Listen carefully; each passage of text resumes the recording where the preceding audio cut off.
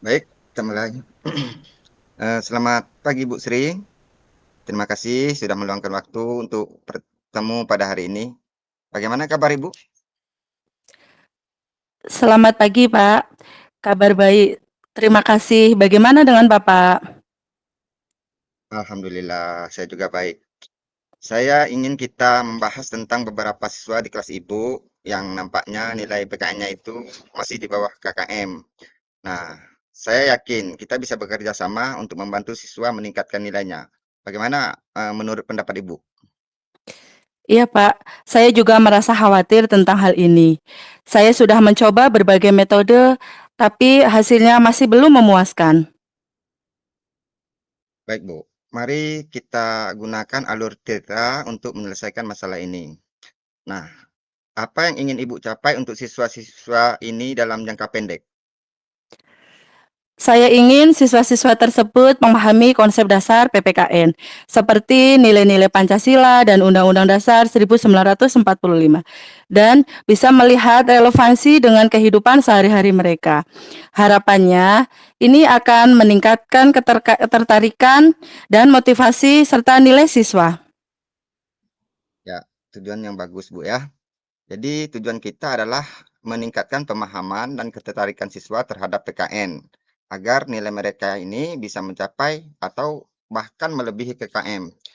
Nah, apa yang menurut Ibu menjadi penyebab utama nilai siswa ini masih di bawah KKM, Bu? Dari pengalaman saya, beberapa siswa kesulitan memahami konsep-konsep dasar PPKN. Mereka juga merasa materi kurang relevan dengan kehidupan siswa, sehingga kurang termotivasi untuk belajar, Pak. Baik. Jadi tantangannya adalah pemahaman konsep dasar dan relevansi materi, Ibu ya. Apalagi yang Ibu perhatikan? Beberapa siswa juga tampaknya kurang percaya diri untuk bertanya jika tidak mengerti, Pak, ketika dalam pembelajaran. Baik. Eee, Kalau langkah-langkah konkret yang bisa Ibu ambil untuk mengatasi tantangan ini apa saja, Bu? Saya pikir untuk mengadakan diskusi kelompok kecil, di mana siswa bisa membahas topik-topik PPKN yang relevan dengan kehidupan siswa. Saya juga bisa menggunakan metode pembelajaran yang lebih interaktif, seperti studi kasus atau simulasi peran. Baiklah, jadi langkah Ibu adalah mengadakan diskusi kelompok, terus menggunakan metode pembelajaran interaktif. Nah, kapan Ibu bisa memulai melaksanakan rencana ini? Saya bisa mulai minggu depan, Pak. Saya akan mengatur jadwal diskusi kelompok dan mulai merencanakan proyek-proyek. Bagus. Pastikan untuk mencatat kemajuan setiap siswa setelah semua sesi ini diskusi dalam kegiatan proyek, Bu, ya. Ibu juga perlu memastikan evaluasi dan analisis kemajuan. Nah, bagaimana Ibu bisa melakukannya? Saya akan mengevaluasi hasil setiap minggu dan mengadakan evaluasi bulanan dengan siswa untuk melihat perkembangan siswa. Saya juga bisa berdiskusi setiap 2 minggu untuk mengevaluasi hasil dan membuat penyesuaian jika diperlukan, Pak. Bagus sekali, Bu, ya. Evaluasi berkala akan membantu kita melihat apa yang berhasil dan apa yang perlu kita perbaiki. Nah, saya juga akan mendukung Ibu, dengan menyediakan sumber daya yang Ibu butuhkan. Mmm, Terima kasih, Pak. Dengan dukungan ini, saya yakin saya bisa membantu siswa, meningkatkan nilai siswa. Baik, Bu.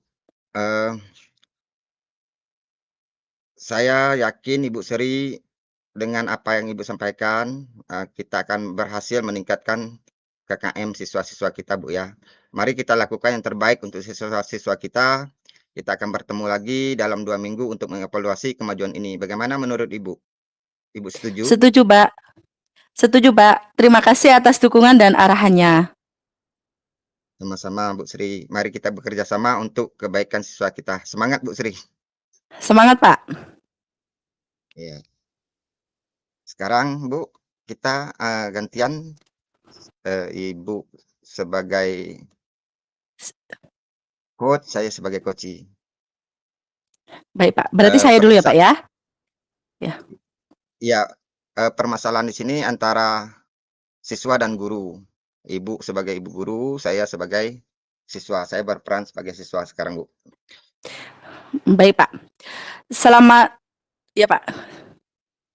Saya, Bu, ya, saya sebagai Iya, Pak. siswa dulu ya. Selamat siang, Bu Sri Partuti. Selamat siang, Hamdani. Ada yang bisa Ibu bantu? Ya, Bu, saya bingung ini, Bu. Saya harus bagaimana untuk menemukan solusi dari permasalahan ini, Bu. Oke, semoga dengan kamu bertemu dengan Ibu, permasalahan kamu akan bisa terselesaikan. Amin. Iya, sekarang ceritakan apa permasalahanmu? Begini, Bu, terkait dengan permintaan Ibu agar saya mewakili sekolah dalam perlombaan pidato, Bu. Saya tidak bisa ikut kayaknya, Bu. Loh, kenapa Hamdani tidak bisa ikut? Saya masih belum percaya diri, Bu. Mengapa kamu tidak percaya diri, Hamdani? Karena dulu saya pernah ikut lomba pidato di tingkat SD, Bu, tapi gagal. Jadi untuk kali ini saya tidak mau lagi karena saya takut tidak bisa mengharumkan nama sekolah, Bu. Nah, Hamdani, sekarang Ibu tanya, apa saja kekuatan yang ada dalam diri kamu?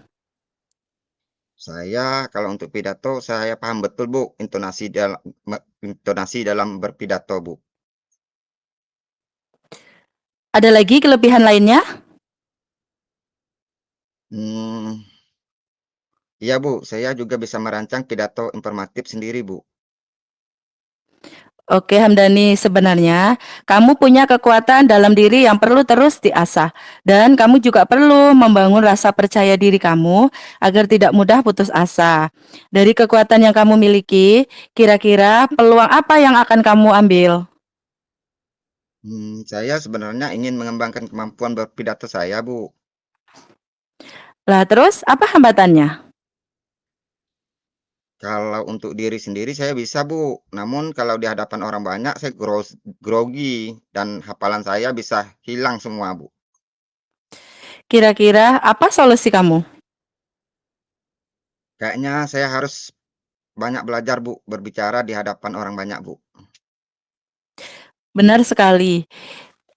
Sekarang Ibu mau tanya lagi, menurut kamu, apa saja hal-hal penting sebagai syarat dalam berpidato? Setahu saya syarat utama dalam pidato yaitu kita harus menguasai isi yang akan disampaikan. Kemudian kita harus memiliki kecakapan untuk menyampaikan pesan. Kemudian ada tujuan yang ingin kita capai. Kemudian terjalin hubungan yang harmonis serta pendengar dapat memahami apa yang kita sampaikan, Bu. Tepat sekali, Hamdani. Begitulah syarat pidato yang baik dan benar. Nah, sekarang dari syarat tersebut, menurut pendapat kamu, manakah menurut kamu yang paling kamu kuasai? Dari syarat tersebut yang sudah saya kuasai, dalam merancang, Bu. Kemudian yang belum saya kuasai itu, saya belum memiliki kecakapan untuk menyampaikan isi pidato itu, Bu. Sehingga, membuat orang itu tidak memahami isi pidato yang saya sampaikan. Hal inilah yang akhirnya membuat saya kurang percaya diri dalam berpidato, Bu.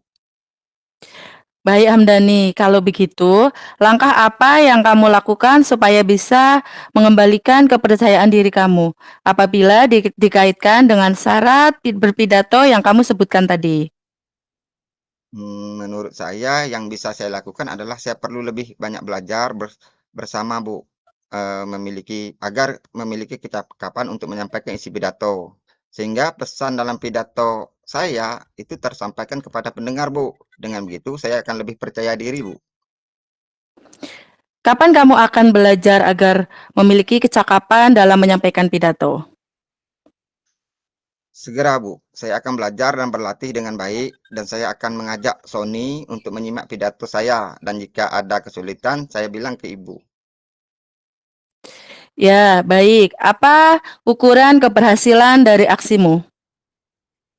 Saya lebih percaya diri bisa menguasai materi, kemudian Sony paham dengan isi pidato saya, dan untuk selanjutnya agar disimak oleh Bu Sri Pertuti. Nanti Bu Sri Pertuti juga paham. Nah, dengan begitu saya juga lega, Bu, karena, eee, Ibu sudah membantu saya untuk menemukan solusinya, Bu. Bagus sekali Hamdani. Kembalikan rasa percaya diri kamu dengan lebih banyak lagi belajar tentang bagaimana berpidato yang baik dan bisa mengajak pendengar dengan pesan dalam pidato. Ibu yakin kamu pasti bisa karena kamu punya kekuatan yang perlu dieksplor melalui lomba pidato ini. Ibu yakin kamu bisa. Jangan prioritas pada menang atau kalahnya. Yang terutama adalah kamu sudah bisa mengembalikan kepercayaan diri kamu dan mendapat banyak pengalaman baru. Baik, Bu. Sekarang, apa komitmenmu terhadap rencana aksimu? Saya akan segera menghubungi Sony untuk dibantu belajar dan saya insya Allah siap untuk mengikuti lomba pidato tingkat kabupaten mewakili sekolah kita, Bu. Apakah kamu yakin bisa? Insya Allah saya yakin bisa, Bu. Mohon doanya, Bu, ya. Ya, semoga sukses ya. Terima kasih banyak, Bu. Permisi, saya ke kelas dulu ya. Ya, silahkan.